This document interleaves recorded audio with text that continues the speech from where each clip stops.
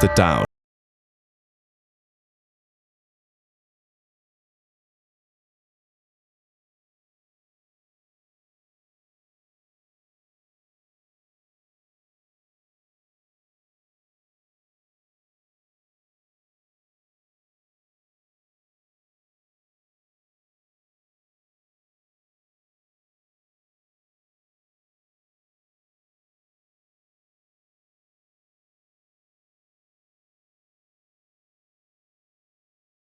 Konnichiwa, good afternoon.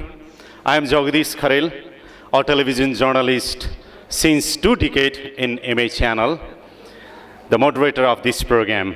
I would like to welcome you all in this gorgeous program, Nepal-Japan Educational Dialogue. The theme of this program is higher education opportunity in Japan. For Nepalese student, Japan is third largest destination for higher education. Recently, Japan is becoming an attractive destination in terms of scholarship, academic program, study environment, and future career. In this gorgeous Nepal-Japan Educational Dialogue, once again, I would like to welcome you all. Now, I would like to request Associate Professor Dr. Sudeep Thakuri, the Dean, Graduate School of Science, Technology and Engineering, for a welcome speech. I would like to welcome you all. This is a very wonderful moment that we are here in Brindranagar, Surkhet of Nepal, in the premise of Midwest University. This is actually the first time of this kind of event is happening in this city, in the far western part of Nepal. And definitely, this is going to be very useful for our young generation. We have students from undergraduate, graduates, and also some from the different schools who are probably the beneficiary of this kind of program. So I would like to welcome all the distinguished guests, all the participants from different universities, schools, colleges in this wonderful program. Now I would like to request Dr. Deepesh Kharel, the University of Tokyo, to highlight the objective of the program. The main aim of this program is to fill the information gap between the university in Japan and also the academic institutions in Nepal. Particularly, we like to provide the information about the scholarship, different scholarship available in Japan and the academic programs. So for the young students in this Midwestern University. So in Japan, there are currently 320,000 Nepalese, international students. And Nepal is the third largest group of international students in Japan.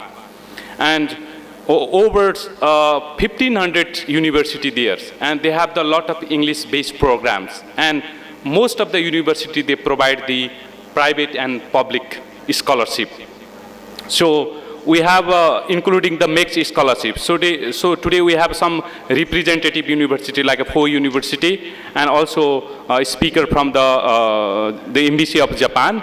So they will provide the scholarship programs and then the academic programs. So with the distinguished panelists today from both sides, Nepal and Japan, we try to share our information, exchange knowledge, and create a dialogue for the higher education opportunity and future career. We have a video message from the Ambassador of Japan in Nepal, His Excellency Mr. Kikuta Yutaka.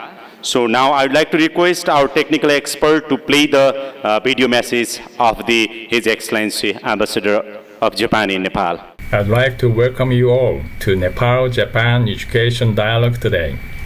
First of all, I'd like to express my deepest gratitude to the faculty and staff of the University of Tokyo for hosting this dialogue today.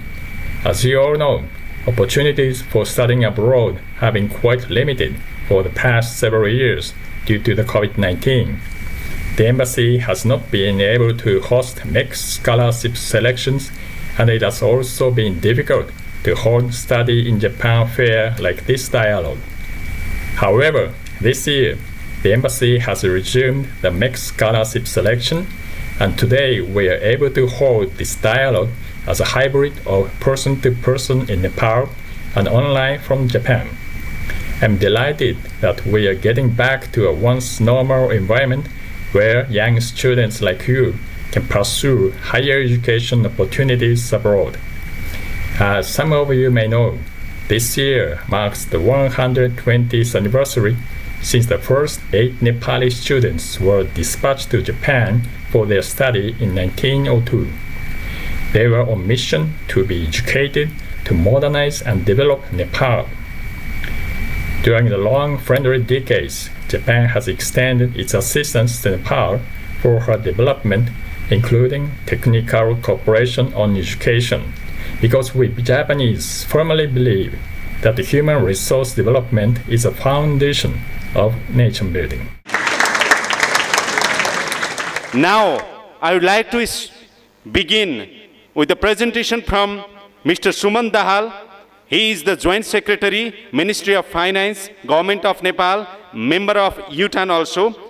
His presentation will be focused on study in Japan, reflection on learning experience. हामी सबैलाई थाहा छ Japan एउटा एकदमै develop country हो जुन एसिया भनेको हाम्रो आफ्नो कन्टिनेन्टको चाहिँ डेभलप कन्ट्री जापान हो जो चाहिँ विश्वमै दोस्रो लार्जेस्ट इकोनोमी थियो त्यतिखेर र जापानिजहरु हामीलाई सबैलाई थाहा छ एकदमै हार्ड वर्किङ डिसिप्लिन कोअपरेटिभ एकदम टाइममा विश्वास गर्ने अघि हाम्रो जगदीश सरले प्रेजेन्टेसन गर्दा पनि 3 2 1 भनेर गर्नुभयो जुन कुराहरु यो जापानिज कल्चरले देखाउँछ काइजिन सिस्टममा टिकियुम सिस्टममा बसेर काम गर्नुहुन्छ उहाँहरुले त्यो बाहेक त्यहाँको इन्भाइरोमेन्टहरु भने जस्तो जीरो भाइलेन्स जीरो रबरी जीरो चिटिङ त्यहाँको सोसाइटीको कुरा गर्दा अथवा त्यहाँको इन्भाइरोमेन्टमै पनि हेर्ने हो भने विश्व स्तरको मलाई लाग्छ स्वर्ग भनेर कसैले खोज्यो भने जापानलाई देख्न सकिन्छ त्यति सफा सो क्लीन र हाम्रो नेपालको जस्तो टोपोग्राफी विश्वमा धेरै देशहरु छन् 200 देश छन् तर जापानमा चाहिँ नेपाल जस्तो टोपोग्राफी नेपाल जस्तो हिमाल पहाड तराई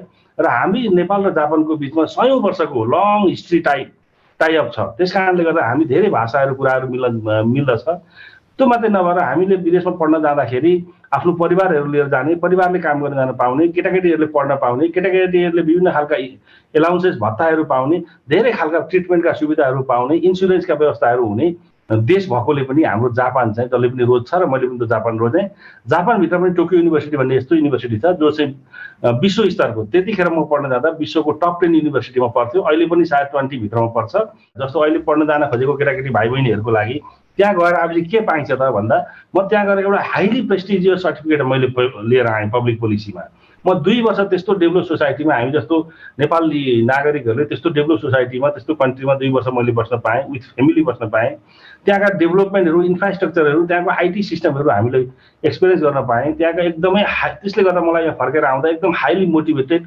एकदम कन्फिडेन्स बिल्ड अप हो मलाई देख्दाखेरि पनि मान्छेहरुले यो विदेश पढेर आएको मान्छे भन्ने खालको एउटा त्यो पर्सनालिटी पनि डेभलप हो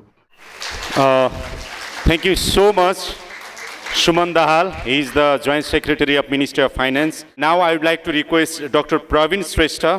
He is the President of JUAN also, and he will be focusing his presentation especially on higher education in Japan, a country of technology and culture. Japan is one of the first countries to understand the true power of technology. Japan identified, yes, technology is the one by which this country can go ahead. Especially, Japan developed technology after the end of Second World War.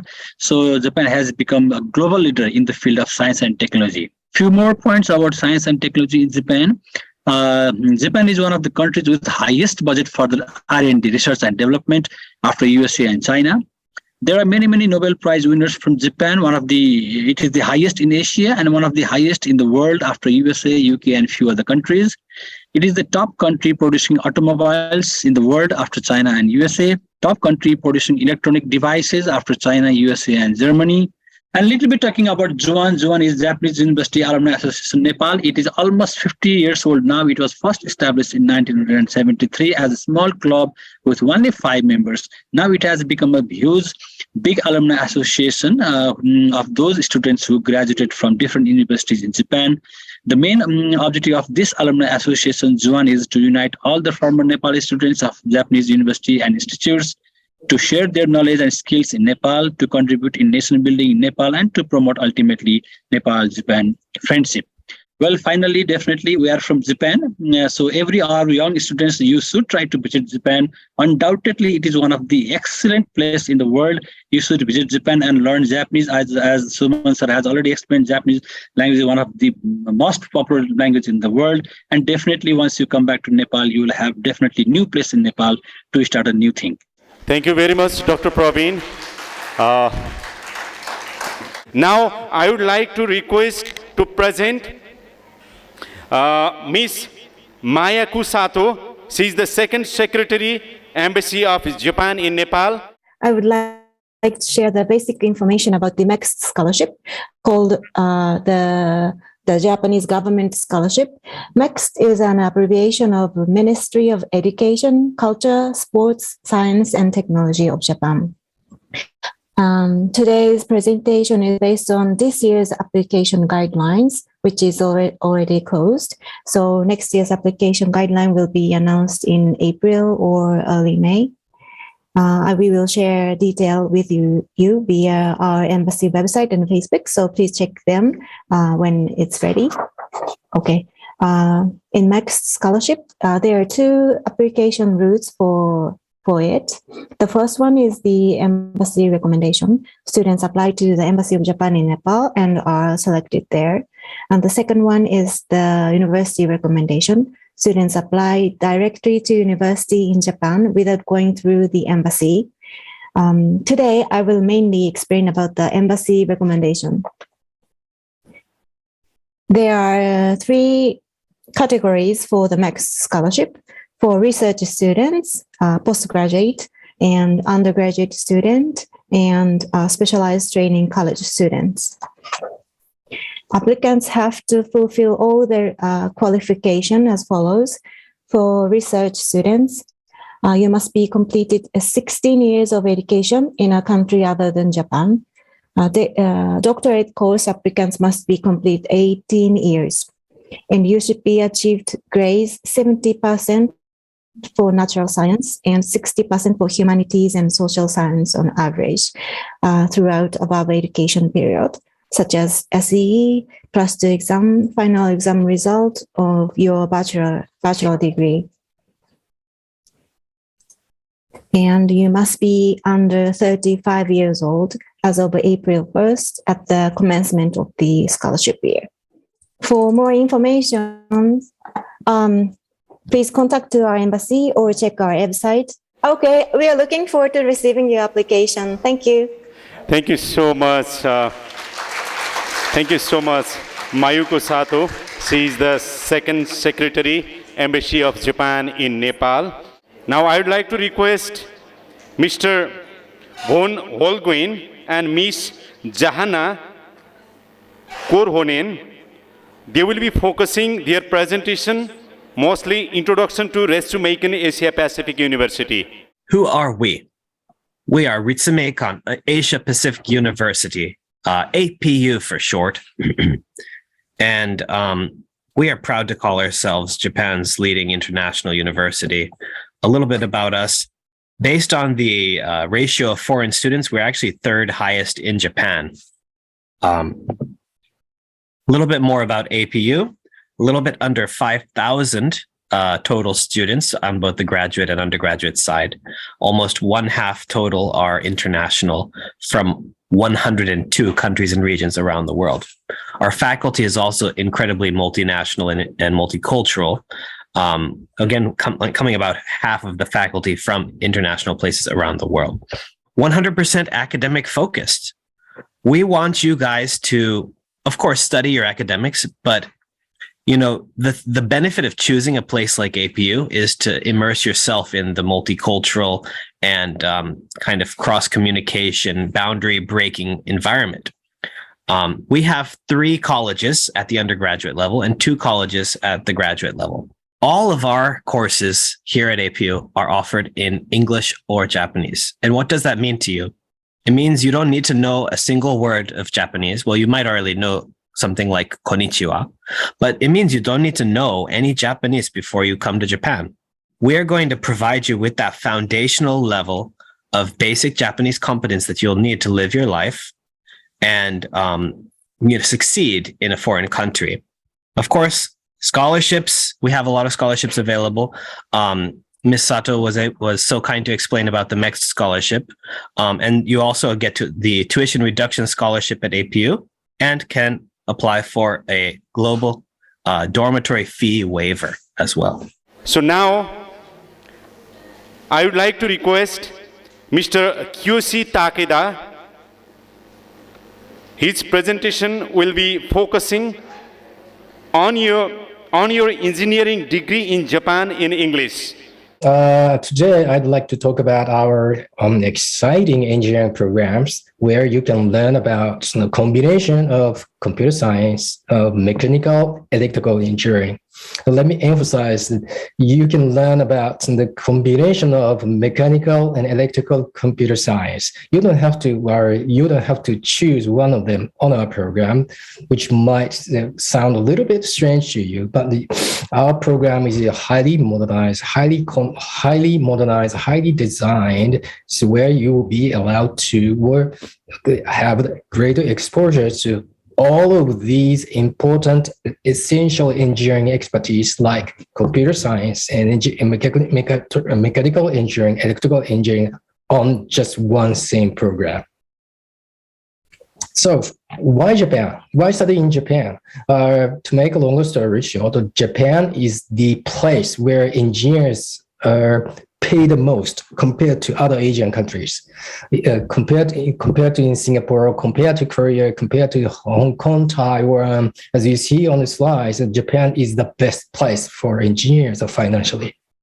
Let me talk about our scholarships. We do have strong scholarships for best qualified students on a merit basis, not a need basis, on a merit basis. So if you are qualified to be a recipient of our scholarship, you could be our recipient of our tuition scholarship in the form of tuition reduction by 30%. It could be 50%. It could be 100%. It all depends on your academic credentials. Now I would like to request Assistant Professor Dr. Chandrasekhar Goit for the presentation, most specifically focusing on opportunities for higher education and research, the International Graduate Program on Civil and Environmental Engineering in Saitama University, Japan. Saitama University is one of the National University of Japan. It was established in 1949, and currently we have more than 8,300 students enrolled in different levels, as you can see from here on the left side, undergraduate level, master's level, and doctoral level as well. We have more than 450 university faculty members, and of course, there are many support staff. And in total, we have 5 faculties. So what are those faculties? I'm going to talk here briefly. The first one is the Faculty of Liberal Arts, Education, Economics, Science, and Faculty of Engineering, which I'm going to talk about today, the number 5. To give a brief idea about science and engineering in total, for example, we have many departments ranging from, for example, Faculty of Science, you have mathematics, chemistry, electrical biology, and so on. Whereas in the Faculty of Engineering, you have mechanical engineering, electrical, electronics, chemistry, applied chemistry, as well as the civil and environmental engineering, which is my topic today. So now, let me briefly, not briefly, in detail, I'd like to go into this, the International Graduate Program of Civil and Environmental Engineering. We have a dedicated page. All the information I think you can find very easily. But the important part I'd like to highlight here, this program is actually very old in one way that it started in 1992. And as earlier discussed about APU and KUS as well, our medium of the program is in English, so that you don't need any Japanese requirement to enroll to the program. The students actually enroll to the postgraduate studies, both the master's and the doctoral program. And we have various scholarships that are available As Ms. Sato from the Embassy of Japan in Nepal mentioned about the university recommendation, our university have such a university recommended MEC scholarship. We have Asian Development Bank scholarship, we have World Bank, as well as a JICA scholarship and others. So if you look at the total enrollment from 1992, our program have more than 720 students from over 30 countries. Thank you very much, Assistant Professor Dr. Chandrasekhar Goit, for sharing your presentation in front of more than 500 students participating physically in the premises of Midwest University, Karnali, Surkhet, Nepal. The floor is open. Now it's your turn. You can ask any question to any presenter. If you have any curiosity regarding the higher education opportunity in Japan, more specifically scholarship, study environment, academic program and future career. Yo graduate को लागि मात्र हो कि under graduate को लागि मात्र हो यो educations मतलब यो सीएसआईटी को लागि हो कि सबै फ्याकल्टी को लागि हो कि यो सीएसआईटी को लागि सीएसआईटी लाई पनि इन्भल्भ छ कि कस्तो छ यसको बारेमा Our brother and sister are studying Japanese language. They are going Japan for working. How they can study there or they तिनीहरूले त्यहाँ गएर नेपाल उसमा पढ्न पनि र त्यहाँ कमाउन पनि सक्छन् कि नै भन्ने मेरो क्वेशन हो. I would like to ask that including agriculture, is there any criteria for agriculture like scholarships, and if we are getting chances to study in Japan, if we are getting to study agriculture in Japan, how much of us may get chance over there, like and what will be the amount we have to pay, or will be a kind of scholarship? If we get the scholarship, full 100% scholarship in the CE entrance examination for Nepal, and if we get the scholarship in Japan, will we get the full scholarship in Japan too or not? Most of the students, I guess we are 17. Even I am 17. So I gotta wait to be 18 to apply for the universities. It will take more like 8 or 9 months. So what will we do in that spare time, in that leisure time? जब हामी foreign अथवा विशेष गरी जापानमै पढ्न गयौं यो higher एजुकेसनको लागि त्यहाँ हाम्रो सुरक्षा सेक्युरिटीको व्यवस्था के कस्तो हुन्छ अब हामी गइसकेपछि आजभोलि विभिन्न दुखद खराब समाचारहरू हामीले सुन्न पाइरहेका छौं कतै त्यो हामीसँग पनि हुने हो कि Suman sir please thank you Jagdish sir सम्पूर्ण भाइ बहिनीहरूलाई धेरै धेरै धन्यवाद छ मेरो बुझाइमा मास्टर्स पीएचडीहरूको लागि चाहिँ 100% स्कलरशिपहरूको व्यवस्था जापानमा छ र अन्डर ग्रेजुएसनमा पनि केही स्कलरशिपहरू छ होला त्यसको लागि अर्को हाम्रो प्रवीण सरले केही भन्न सक्नुहुन्छ अब काम गर्दै पढ्न पाउने पनि सिस्टम त्यहाँ छ विद्यार्थीहरूले कम काम गरोस् धेरै पढोस् भन्ने खालको सोच जापानमा हुन्छ ताकि उसको पढाइमा ह्याम्पर नहोस् भनेर अर्को चाहिँ एग्रिकल्चर र सीएसआईटी लाई के व्यवस्था छ भन्नुभएको छ त्यहाँ जापानमा मलाई जहाँसम्म लाग्छ 700 भन्दा बढी युनिभर्सिटीहरू छन् यो हाम्रोमा 10-20 वटा युनिभर्सिटी छन् भने त्यहाँ 100 युनिभर्सिटी छन् त्यसकारणले यी सबै अवसरहरू त्यहाँ उपलब्ध छन् त्यसमा हामीले डाउट मान्नु पर्दैन प्रोसेसको लागि चाहिँ आज हामीले खाली क्लिक गर्न ट्रिगर गर्न खोजेको हो यसबाट तपाईहरुको जानकारीमा जापान पढ्न सक्ने सम्भावना छ भन्ने कुरा नजरमा परिसकेपछि त्यसका प्रोसिड्युरहरू तपाईले वेबसाइटमा खोज्न सक्नुहुन्छ त्यसको लागि हामीसँग सरकार राख्न सक्नुहुन्छ हामी अरु धेरै एजेन्सीहरू यस्ता छन् तिनीहरुसँग तपाईले सम्पर्क राख्न सक्नुहुन्छ जापानमा सेक्युरिटीको इस्यु केही पनि छैन तपाईले त्यो विषयमा कोही दिमागमा कुनै पनि क्वेशन नराख्नु होला.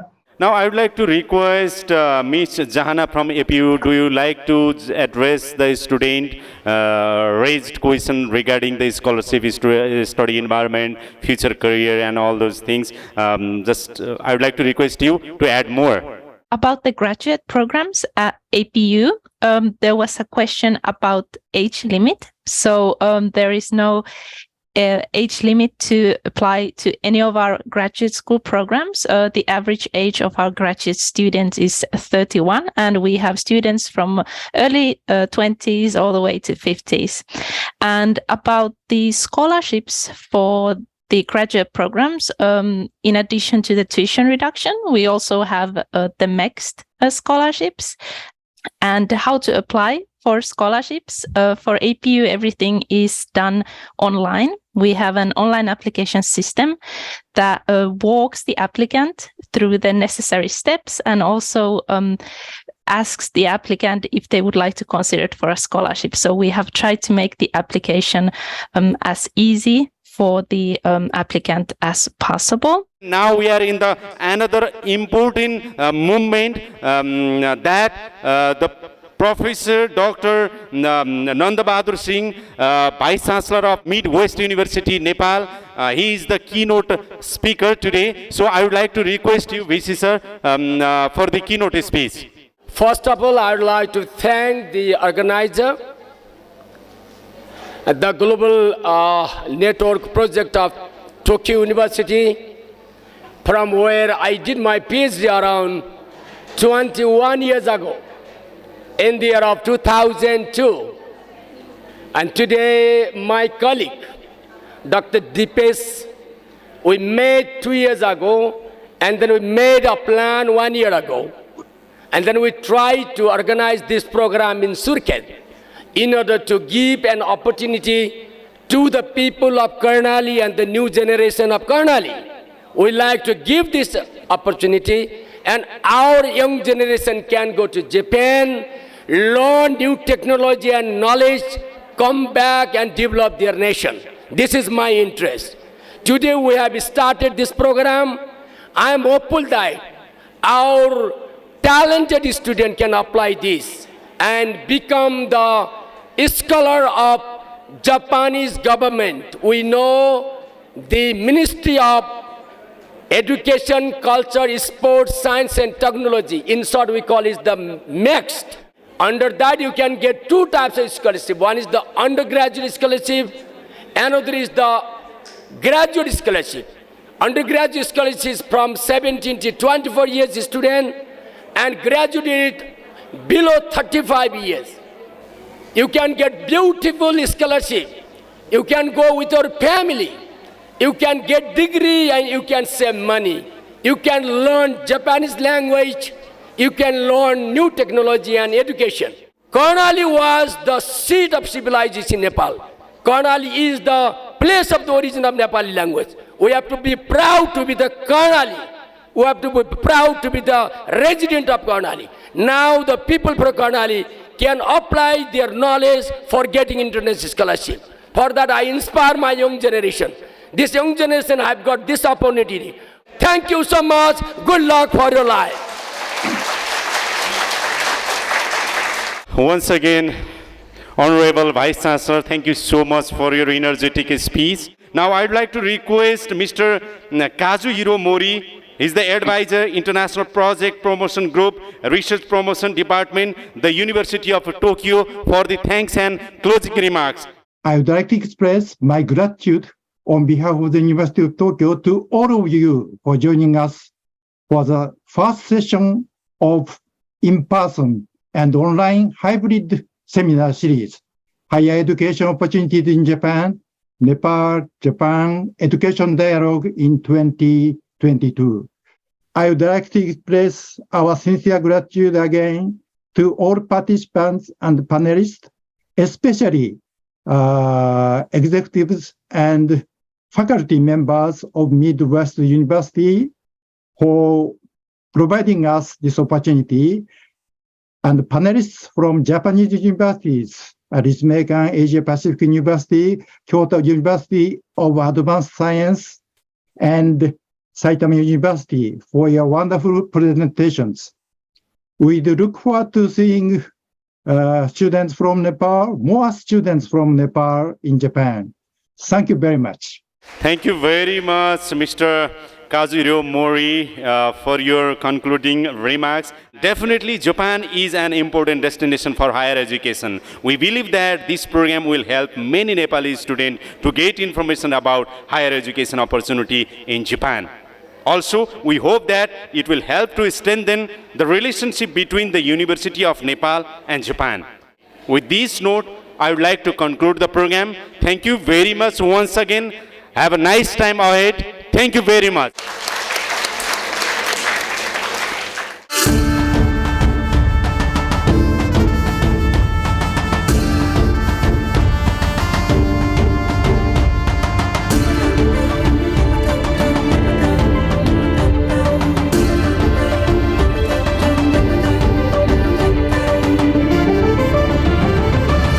talk of the town.